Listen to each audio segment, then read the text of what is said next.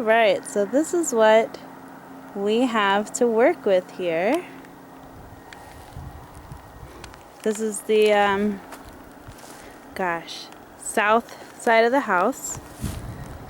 A view of a bunch of lumber. A lot of stuff we need to go through, see what's rotten, see what can be repurposed, find uses for particle board that or recycle them in some way. Here's some really big guys. Maybe we can use these. They're 6x6 posts, if they're good, to do the shower house, which will be really good. These 4x4s, perhaps the construction of putting up the solar panels, wherever they may lie. And yeah, let's see. Hopefully we will complete the bathtub shower, and my car will probably have space over here or somewhere, so it'll be a smooth walk up for guests to go. This is a completely another month's efforts to collect and organize, but perhaps even 2 weeks if we really do it right. We'll see. Yeah. So these tree rounds, I imagine we can probably keep going down on this slope right here in this crevice. And then when we load up the truck, we can just back it up and roll them in. So I think that'll be a good place. Today's focus is yard cleanup, really property cleanup. Again, this is the lower section, which excites me, all the resources that we have, such as tires for building foundations, a bunch of lumber that we should probably start covering and collecting, maybe back up the truck and load it up and bring it to the spot where we collect everything. There's a bunch of metals, and metals I think are awesome. No matter how rusted they are, you can always cut that section off and repurpose them, bend them, very malleable. That's, I guess, why we first invented metals, or at least started crafting them. So this is an interesting section right here.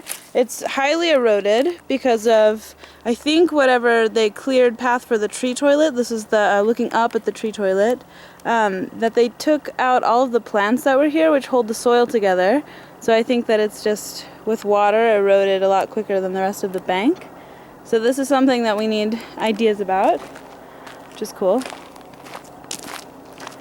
Yeah, besides clearing out brush, I know we're going to have a big, once the burn season is open, then we're going to have a lot of fun with brush. I think that these are very beautiful, the shape of the stuff, and maybe we can think of some creative fencing or barriers that with the stuff we don't burn. Here's my wheelbarrow. Talk about inventive. This is kind of our style right here. This is what we've got. Maybe for Christmas I'll make a better one. We'll see. Here's the bottom of a wheelbarrow, speaking of creating something new. And yes, so let's continue this stroll. So this is a path that's not really used too often. See, it forks off from the driveway, which goes up to the main house. And there's a bunch of junk. It seems like various people that have lived here have just cast stuff, hanky-panky sorts.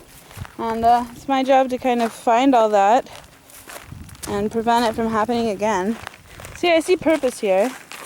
You know, trying to show this marker right here, but that could be done with stone, something not as unstable and potentially poisonous as plastics. That's a totally different talk.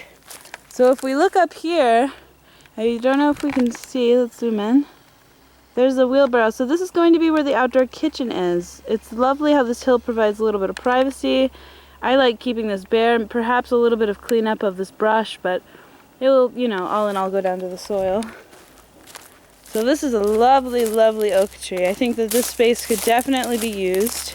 Oh my goodness. I mean, Lord, the coolness that it brings is a blessing.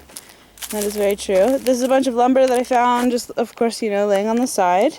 But I put it in the road, so we'll have to deal with it. Roll through truck style.